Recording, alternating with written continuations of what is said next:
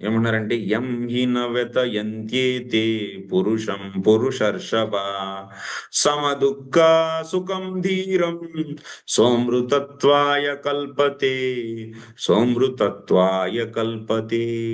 ధీరుడైనటువంటి వాడు సమస్ దుఃఖం సుఖం, సుఖం పట్ల దుఃఖం పట్ల సమానంగా ఉంటాడు. ఈ కర్తవ్యాన్ని నిర్వర్తించేటప్పుడు వచ్చేటువంటి సుఖ దుఃఖాదులు రెండింటిని ఓర్చుకుంటాడు. అవి వస్తూ ఉంటాయి పోతూ ఉంటాయి అని చెప్పి వాటిని ఓర్చుకుంటాడు. అలాంటి ధీరుడు అమృతత్వాయ కల్పతే, మోక్షాన్ని పొందడానికి అర్హుడవుతాడు. ఈ యొక్క సాంసారిక బంధనాన్ని నుంచి బయటికి వెళ్తానికి అర్హుడవుతాడు.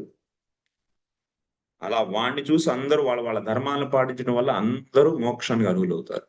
అది నిజమైన సొల్యూషన్. భౌతికమైన సుఖాన్ని ఇచ్చామంటే ఉపయోగం ఏముంది? 2 రోజులు ఉండిద్ది, తర్వాత తినేసారు, అయిపోయింది, ఫినిష్. మళ్ళీ దుఃఖం వచ్చింది. కాబట్టి భౌతిక సుఖ దుఃఖాదులను అనుసరించి ధర్మాలని నిర్దేశించడం అనేది జరగదు.